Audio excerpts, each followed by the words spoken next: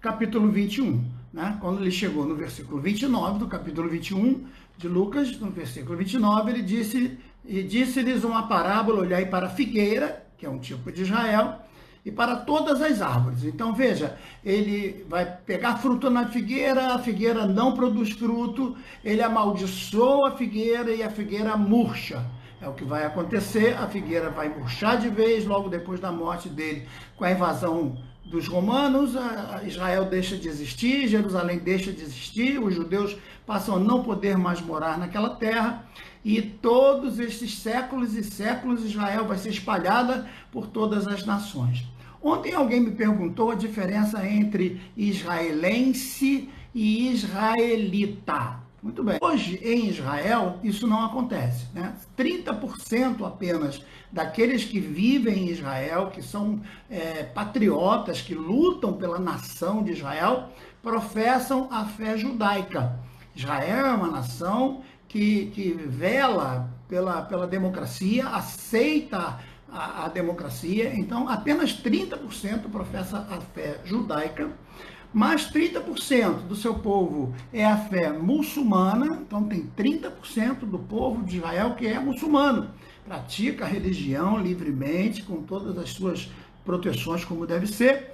30% também é cristão, né, misturado entre os cristãos católicos, os cristãos ortodoxos, os cristãos curdos, os cristãos armênios, os cristãos de todas as formas, formando então 90%. E esses 10 últimos por cento que sobram para completar os 100% são outras religiões, várias delas que nós temos lá espalhadas em muitos lugares. O acordo que foi feito quando Israel se transformou numa grande nação, numa nação reconhecida pela ONU em 1948, como eu falei, era de que Israel assinaria o status quo, de que o que estivesse lá não poderia ser tirado, as coisas teriam que ser mantidas exatamente como estavam, e uma grande coisa tem lá dentro de Israel: respeitar as minorias, respeitar que essas minorias têm o direito igual aos que são da maioria, né? Todos têm o mesmo direito,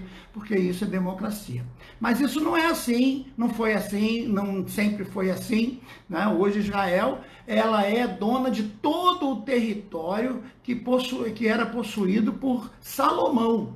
Salomão, quando conquistou o trono, ele conquistou um grande, vasto uma propriedade. Infelizmente, com Salomão, muitas coisas foram se deixando, mas no tempo de Salomão, a Síria era vassala de Israel, o Líbano era vassalo de Israel, todos aqueles povos ali do sul que compõem hoje a faixa de Gaza, que eram os filisteus, estava submisso a Israel, e toda a parte além do Jordão, que hoje seria a Jordânia, que na época era os moabitas e os amonitas, todos estavam submissos a Israel. Também a parte do sul, que eram os edomitas, também pertenciam a Israel. Então vejam que é um grande reino que Salomão vai ter em suas mãos. Mas infelizmente, logo depois da morte de Salomão, o reino vai ser passado para Roboão, e Roboão não vai cumprir essas regras, essas leis, as determinações do Senhor, assim como o próprio Salomão no final da sua vida não cumpriu, e vai haver um racha completo no meio praticamente ali da nação, né, de Jerusalém para cima, a nação vai se dividir. Então as 10 tribos que ficam ao norte, elas vão se formar como uma nação independente. Vai se formar então uma nação que eles vão ser chamados de Israel. As tribos do sul, que é Judá e Benjamim, junto com os levitas que vão cuidar do templo, vão formar o reino do sul. Então isso se dá mais ou menos ali por volta de 900 antes de Jesus. As duas nações agora, Israel ao norte e Judá ao sul, vão estar divididas, estar completamente separadas, com reis independentes, e às vezes vai haver guerra entre eles, e Josafá vai fazer uma tentativa de unidade, mas não vai conseguir. Enfim, o que vai acontecer é que essas 10 tribos do norte, lá por volta de 730, mais ou menos, antes de Jesus, eles serão todos aniquilados, serão invadidos pelas tribos dos caldeus, pelo reino caldeu que estava sendo formado, o chamado reino assírio, né, ou assírico também, depende de como você chama na história. Eles vão se formar ali e vão tomar todas essas tribos, inclusive as tribos do norte. O que vai haver? Eles vão estuprar as mulheres, vão obrigar os homens a se casarem com outras mulheres também das suas tribos e escravizar a maioria. Então, essa linhagem toda das tribos do norte vão se perder. Só vai ficar, então, de pé as tribos de Judá e Benjamim, que vão compor o que nós conhecemos como judeus. Então, veja, Jacó, ele vai ter, na realidade, os seus filhos separados da seguinte forma. Veja bem, é Rúben, Simeão, Levi, Judá, Isacar, Zebulon, Dan, Naftali, Gade, Assem, José e Benjamim. São os 12 filhos de Jacó. Entretanto, na formação das tribos, o que vai acontecer? O Jacó não vai dar uma tribo específica, uma parte de terra específica aos levitas. Eles serão chamados de tribo, mas eles terão a incumbência apenas de cuidar do culto, de cuidar das coisas de Deus, de cuidar do templo. E as outras tribos é que vão sustentar os levitas para que eles possam trabalhar somente no serviço do culto, no serviço da casa de Deus. José também vai declinar o seu direito à tribo, e o pai então vai passar o direito de Levi, que era de ter terra, e o direito de José para os 2 filhos de José, que são Manassés e Efraim. Então veja, no fundo, José não quis uma tribo, mas acabou herdando 2, porque a Manassés era seu filho e Benjamim é o seu filho. Então, quem vai compor as tribos de Israel? Então, serão, a partir de então, será Rúben, Simeão, Judá, Isacar, Zebulon, Dan, Naftali, Gade, Asser, Manassés, Efraim e Benjamim. Essas serão as tribos que vão possuir terra. Como eu disse, José não vai possuir terra, porque José já está representado em Manassés e Efraim, e Levi não vai receber terra, porque a sua função vai ser cuidar do templo. Então, todos os que cuidam do templo terão que ser levitas. E o que vai acontecer agora com esse racha que vai acontecer por volta lá de 900 antes de Jesus, quando Roboão, filho de Salomão, acaba aumentando os impostos, ouvindo os conselhos errados das pessoas que não tinham nenhum compromisso com o povo e só queriam se deleitar nos prazeres e ter suas riquezas, grandezas. Então, eles vão ficar na dependência, o povo humilde, pobre, vai tentar falar com Roboão, pedir a Roboão que não aumentasse tantos impostos, que não trouxesse um jugo tão pesado sobre o povo, mas Roboão não vai dar ouvidos. Ele vai preferir ouvir lá os seus amiguinhos, lá, os seus coleguinhas, e o que vai acontecer? Esse povo vai se rebelar contra Roboão e eles vão mandar chamar uma pessoa que estava fugida de Salomão, estava exilado no Egito, cujo nome é Jeroboão. Agora você perceba aí a complicação, porque Jeroboão vai ser chamado para ser o rei, vai ser empossado rei de Israel, enquanto Roboão vai ficar como rei de Judá. Então as tribos se dividem. Por volta de 900 anos antes de Cristo, 2 nações são formadas da antiga nação chamada Israel. Daí a questão israelense ou israelita. Certo? É importante que você entenda que agora israelita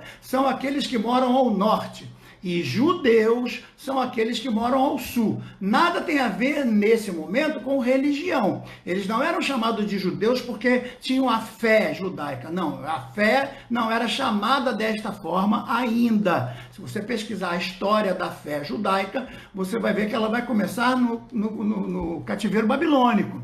Então, tem várias histórias que envolvem Israel. Se você pesquisar, por exemplo, a história dos hebreus, você vai começar lá em Abraão, porque Abraão é que vai dar origem aos hebreus. Se você estudar a história do povo de Israel, Israel só é povo depois que sai do Egito. Então é um povo, mas é um povo nômade, é um povo sem terra, é um povo andarilho, certo? Então tem muito autor que vai dizer que Israel sempre foi um povo nômade. Eles se enganam porque depois de Josué invadir a terra, aí eles deixam de ser povo para ser nação. Eles se estabelecem com terra, com propriedade.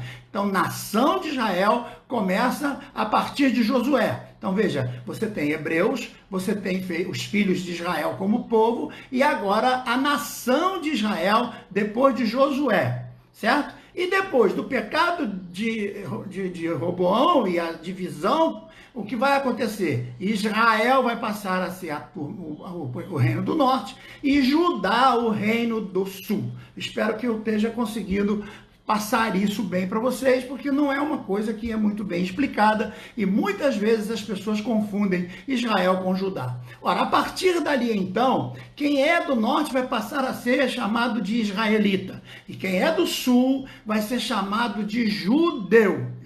Por isso que hoje a nação de Israel não quer mais chamar ninguém de israelita, porque israelita tem uma conotação religiosa, tem uma conotação de divisão, eles preferem a chamada de israelense. Por quê? Porque o território agora é total. Eles receberam da ONU tanto as terras do sul quanto as terras do norte. Não receberam, lógico que não, as terras que estão ao oriente do Jordão, porque pertencem à Jordânia, o mesmo tratado da ONU que deu liberdade aos judeus de possuírem aquela terra, deu também autoridade à Jordânia de receber todos esses refugiados árabes que eram muçulmanos para serem recebidos na Jordânia, e a Síria sempre independente, com o apoio lá da Rússia e de outros lugares. Ao norte também nós temos o Líbano, que também é independente, e ao sul fica aquela briga ali em relação à faixa de Gaza, que sempre foi a terra dos filisteus, que sempre foi aquele problema ali que sempre existiu desde que Israel conquistou aquela terra. Os filisteus eram um problema, e hoje esses palestinos, que são uma derivação do nome filistinos, porque a palavra vem da expressão como farmácia, por exemplo. A palavra farmácia, quem é mais antigo sabe que era escrita com PH. Assim eram escritos também os filisteus, né? Só que na tradução, em vez de falar palisteus, é palestino. Palestino é o mesmo filisteu ou palesteu, que na realidade. Então, quando você chama hoje um indivíduo de palestino, você está chamando ele de filisteu da mesma forma. É a mesma pronúncia, a pronúncia é diferente, mas o nome é o mesmo nessa derivação que vem ao longo dos anos. Então vejam que Israel ainda continua com problema com os filisteus, ainda continua com problema com os palestinos, mas isso é coisa para a gente poder discutir um outro momento. Note então que Israel vai ser destruída pelos caldeus, como eu disse, e esses reinos do norte todos vão ser dissipados. Não há mais como salvar a geração desses que se misturaram. Vai permanecer Judá com as suas duas tribos, Judá e Benjamim, cuja capital é Jerusalém, certo? Mais tarde, o que vai acontecer? Por volta de 600 a.C., vem a Babilônia, e logo depois, por volta de 575, um pouco mais, vem a invasão de Jerusalém e destruição do templo. Os poucos cativos são levados para a Babilônia e a nação é destruída, completamente quebrada, o templo é destruído e poucos vão ficar por ali. Depois vem a ordem de Artaxerxes para que a reconstrução aconteça, e essa reconstrução vai começar, e lá por volta de 450 é que Esdras vai conseguir reunir todo aquele povo judeu que vem do judaísmo. Ora, é aí que judeu vai receber o nome, como também como religião, porque enquanto eles estão no cativeiro, tanto babilônico quanto persa, eles vão ser chamados de judeus. E a religião dos judeus. Então, que religião é essa que canta esses hinos? Que religião é essa que tem esses salmos lindos? É o judaísmo, a religião dos judeus. Então, agora só vão anexar o nome da religião aos judeus por causa do fato deles estarem numa outra terra que falava o aramaico, não mais o hebraico. Então eles vão gostar dos cultos dos judeus, vão pedir inclusive que eles cantem os hinos que eles cantavam no passado, os salmos de Davi, de tantos outros compositores, e vai se formar então nesse tempo, o chamado judaísmo. Por isso que muita gente, muito historiador, ele vai dizer que o judaísmo é formado por Esdras, né? Então ele vai ignorar completamente toda a questão do Antigo Testamento, ignora inclusive Moisés como autor do Pentateuco e coloca tudo como texto neodeuteronômicos escritos por Esdras. Para esses autores, essa religião passa a existir no cativeiro e tudo que vem para trás são figuras anfictiônicas, nunca existiram. Muitas religiões hoje que se chamam de cristianismo evangélico, inclusive. Não vou citar nomes aqui porque eu já estou criando muito problema quando eu estou falando aqui de escatologia, porque tem muita gente que não acha que escatologia seja verdade, não acredita em Apocalipse, não acredita em arrebatamento, então fica difícil para quem quer pregar a Bíblia Sagrada ter que ficar depois discutindo até de madrugada com pessoas que não aceitam a Bíblia Sagrada, não aceitam o que está escrito, eles acham que não, que isso aí é deturpado, e não compete a nós ficarmos aqui perdendo tempo com essas pessoas. Então, o importante é que você entenda que quando esse período vai se cumprir, o templo vai ser reconstruído, né, por Esdras e Zorobabel e Neemias, aquela coisa toda. Esse templo vai ser novamente depredado por um camarada chamado Antíoco Epifânio, ou Epífanes, também depende aí da tradução. E Epifânio vai novamente depredar o templo, ele vai entrar lá, construir uma estátua sua ao lado do altar do sacrifício, vai construir uma estátua de Zeus lá dentro da Arca da Aliança, vai obrigar os judeus a se contaminarem, a não mais se circuncidarem, a não guardarem mais o sábado, os sacerdotes a comerem porco, enfim, eles vão ser completamente torturados por esse reino Seleucida, que é o de Seleuco, no contexto aí do reino estabelecido depois de Alexandre o Grande. E agora esse Antíoco, que é o Antíoco IV, o Epifânio, ele vai atormentar Israel dessa forma, que são os judeus que vieram do cativeiro. Israel já não existe mais desde lá de 770 até 730 a.C. se perderam, então são os judeus. Agora vem esses judeus para a terra e os judeus macabeus, da linhagem dos macabeus, vão se revoltar contra Antíoco Epifânio e vão expulsar as tropas desses Antíoco Epifânios. Daí vai se formar a cidade de Antioquia, com o conceito desses judeus meio que dominados pela questão helênica e vão então ser expulsos também de Judá para Antioquia. Os judeus antioquenos são judeus com uma cultura grega, mas não deixam de ser judeus também. Então, quando você vê que lá em Atos dos Apóstolos estava havendo uma briga entre os judeus e os gregos, aqueles gregos ali de Atos dos Apóstolos eram judeus também, mas por não guardarem a mesma fé judaica ortodoxa, por se deixarem levar pelo liberalismo helênico, eles acabavam sendo chamados de gregos, quando na realidade também eram de linhagem judaica.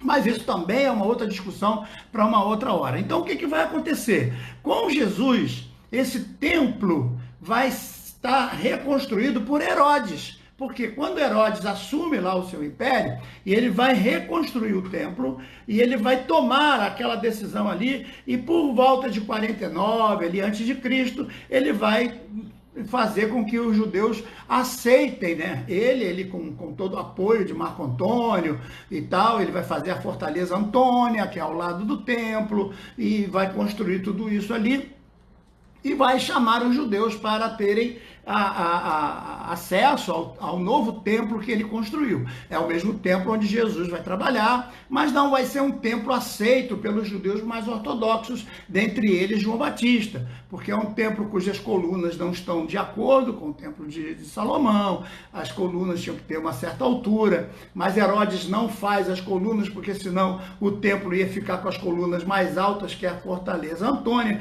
dando a entender que Deus estava acima de Roma. Então ele abaixa a altura do templo. Se você vê hoje o templo de Salomão, né, lá de São Paulo, você vai ver que ele não tem as colunas de bronze estabelecidas lá, que você vê nitidamente quando você lê os Reis e as Crônicas, as colunas de bronze com altura, né? Então toda a altura do topo da coluna até o chão teria que ter em torno aí de 70 metros, de 35 a 36 côvados, de 140 côvados, que dão mais ou menos 70 metros.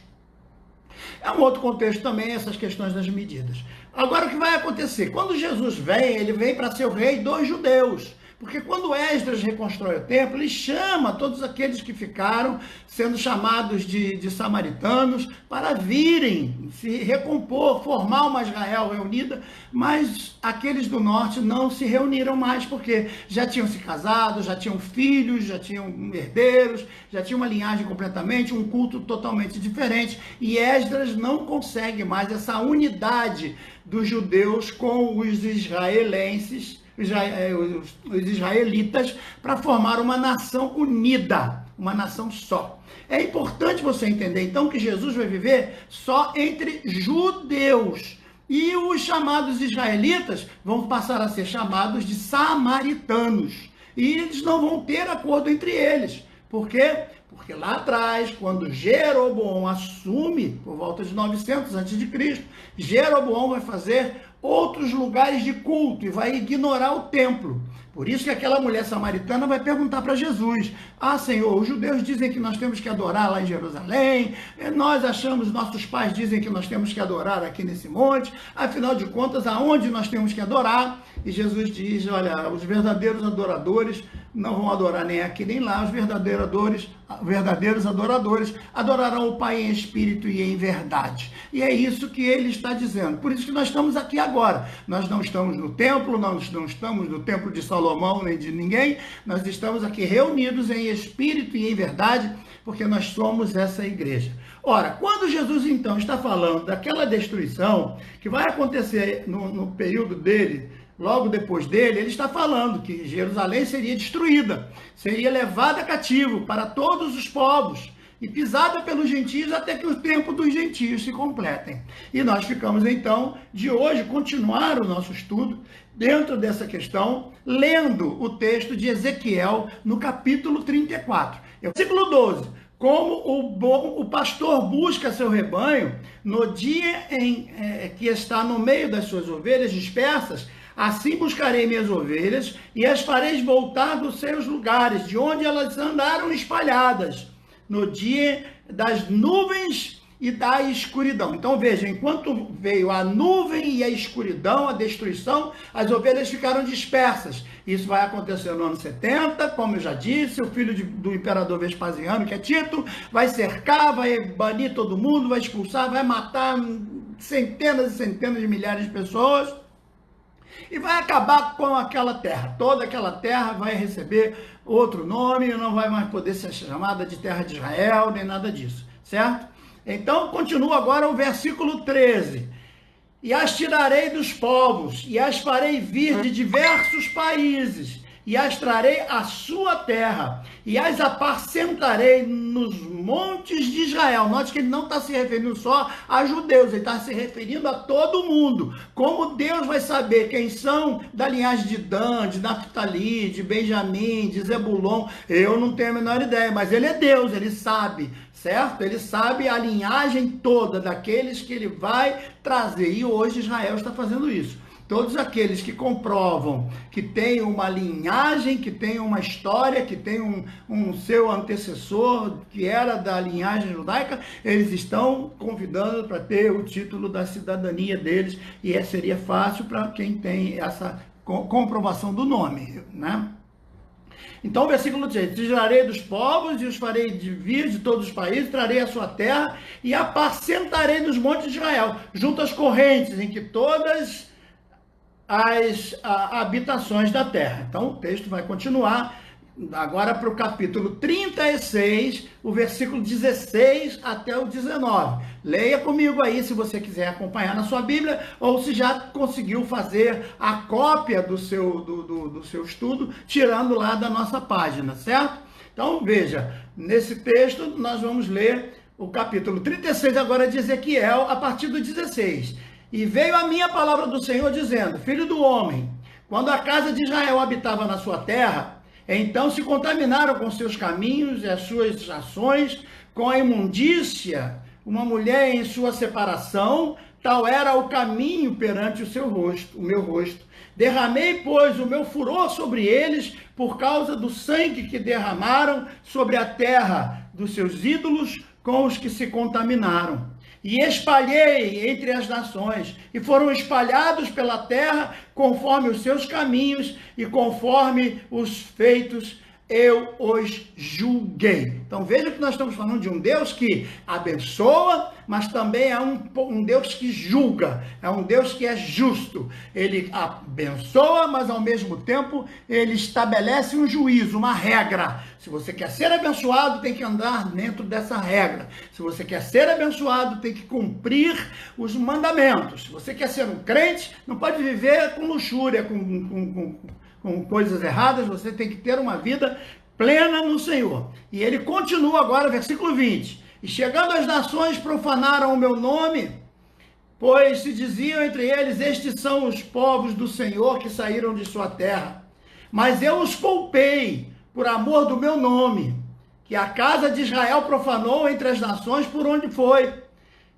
Dize a casa de Israel, assim diz o Senhor Jeová, não é por vosso respeito que eu faço isso. Veja, ele não está fazendo esse retorno dos judeus, dos israelenses para a sua terra, por amor dessas pessoas. Não, ele está fazendo isso, como o texto vai dizer, por amor do nome dele, da promessa que ele fez a ele mesmo, que ele faria, que ele estabeleceria. E ele inclusive falou isso para Davi, que Davi teria sua casa reinando sobre Jerusalém para sempre.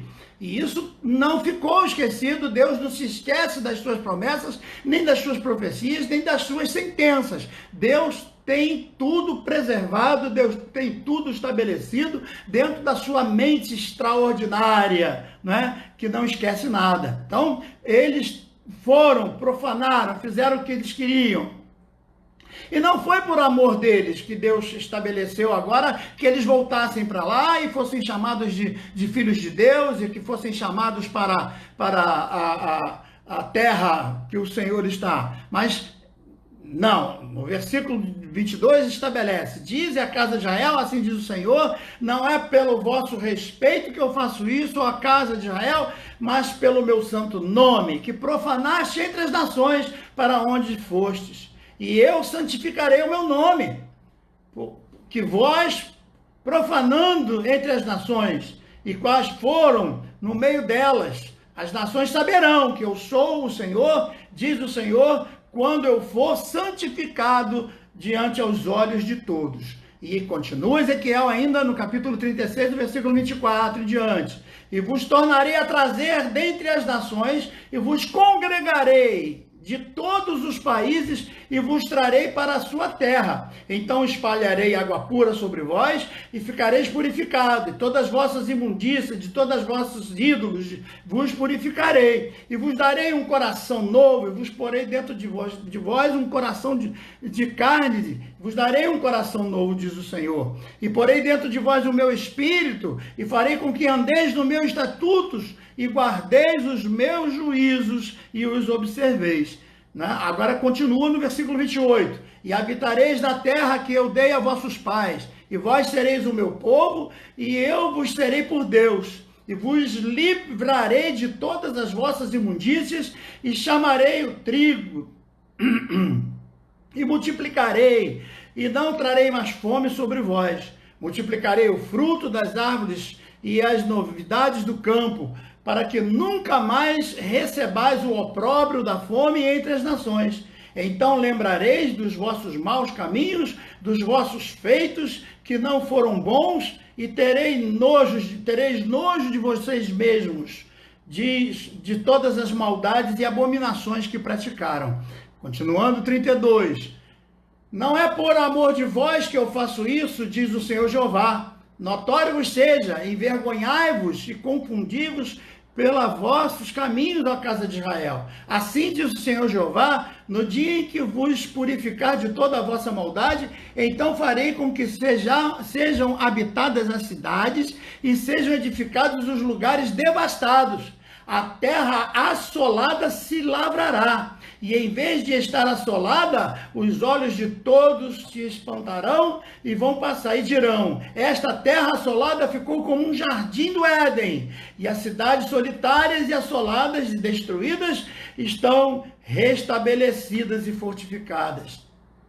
Agora, pulando para o capítulo 37, diz, a partir do 21, dize-lhe, pois, assim diz o Senhor Jeová, eis que eu tomarei os filhos de Israel de entre as nações para onde foram, e os congregarei de todas as partes, e os levarei à sua terra, e deles farei uma nação na terra, dos montes de Israel, e um rei será rei sobre eles, e nunca mais serão duas nações. Vejam que ele está falando aqui da união de todos, de uma nação onde vai juntar os que eram de Judá e os que eram de Israel. Então, israelense hoje é o judeu junto com todos os outros. Nunca mais se contaminarão com seus ídolos, nem com as suas abominações, nem as suas prevaricações. Eu os livrarei de todos os lugares de sua residência em que pecaram e os purificarei. Assim eles serão o meu povo e eu serei o seu Deus. Agora, versículo 24, presta atenção. E o meu servo Davi reinará sobre eles, e todos eles terão um pastor, e andarão nos meus juízos, e guardarão os meus estatutos, e observarão. Preste atenção nesse texto, que o profeta Ezequiel está falando 600 anos antes de Jesus nascer, e 400 anos praticamente depois que Davi morreu. Preste atenção. Ezequiel está dizendo que Davi reinaria de novo sobre Israel. É fantástico isso. É fantástico a gente perceber que essas profecias precisam se cumprir. Será que Ezequiel estava doido, estava bêbado, estava sonhando, estava tendo convulsões, sei lá? Não, ele estava profetizando em nome do Senhor. Então veja que Davi vai reinar. Quem é o Davi que vai reinar em Israel? Qual é aquele que foi aclamado quando entrou em Jerusalém? Hein? Quem foi coroado pelo povo, embora não tenha sido coroado verdadeiramente, mas foi aclamado: bendito é o que vem em nome do Senhor. Como era chamado Jesus por aqueles que conheciam as profecias? Jesus, filho de Davi, porque reconheciam nele a sua geração, a sua linhagem de Davi. Então agora Ezequiel está dizendo que Jesus vem para reinar sobre os judeus. Quando vai ser isso? No milênio. Depois da grande tribulação, depois da batalha do Armagedon. Então é importante que a gente saiba que esse tempo vai se cumprir. Mas como isso aí vai acontecer? Exatamente no momento em que Jesus estiver descendo, todos o verão. Então essa vinda gloriosa, onde todo olho verá, todos se dobrarão, aí não tem jeito, todo mundo vai dobrar o joelho de pânico, de medo, de tudo, mas todos dobrarão seus joelhos, porque não terão como negar a grande majestade do que vão ver, os seus olhos vão ver. E todo joelho se dobrará, toda língua confessará que Jesus Cristo é o Senhor. Entretanto, hoje é que nós, crentes, precisamos glorificar. Por quê? Porque nós estamos esperando o que vai acontecer antes desses dias. Antes, veja então que Israel já voltou a ser nação, já está crescendo, já está se despontando como uma grande nação entre as grandes, né? E o seu material hoje de guerra é muito poderoso, ele pode enfrentar muitas nações, então não tem como muita gente se meter a besta com eles, porque em pouco tempo, desde 1948 para cá, eles já são uma superpotência, e enquanto o Brasil continua aí nas mesmas coisas aí, sendo roubado o tempo todo, né? Então vejam, agora voltando lá para Mateus, quando Mateus escreve a respeito das palavras de Jesus, lá no capítulo 24, ele diz, né, daquele dia e hora, porém ninguém sabe, nem os anjos, nem eu, nem o seu filho, senão o Pai. Pois como nos dias de Noé, assim também será a vinda do Filho do Homem. Então vejam, a arca já está sendo pronta, já está ficando pronta, as coisas já estão acontecendo, os sinais já estão se mostrando, Israel já foi restabelecida como nação e está crescendo a cada dia. Então, o que nós crentes temos que fazer? Ouvir a palavra de Jesus. Quando essas coisas começarem a acontecer, olharmos para cima, porque a nossa redenção está próxima. Então é agora o momento que nós temos que parar tudo e olhar para cima e dizer: Senhor Jesus, nós acreditamos no arrebatamento da igreja, e é exatamente o que nós vamos trabalhar a partir de amanhã, o arrebatamento da igreja. Você que tem dúvidas quanto a isso, você que não concorda com isso, veja a nossa live de amanhã, onde vamos nos dedicar exatamente nos textos que falam sobre o arrebatamento da igreja, que muita gente não prega mais, não acredita mais, a maioria dos pastores hoje já não creem mais nesses textos, acha que isso aqui já caducou, não vale mais. Mas nós ainda continuamos alertando o nosso povo a acreditar que Jesus vem e vai levar aqueles que o amam e que se dedicam a Ele. Amém, queridos? Louvado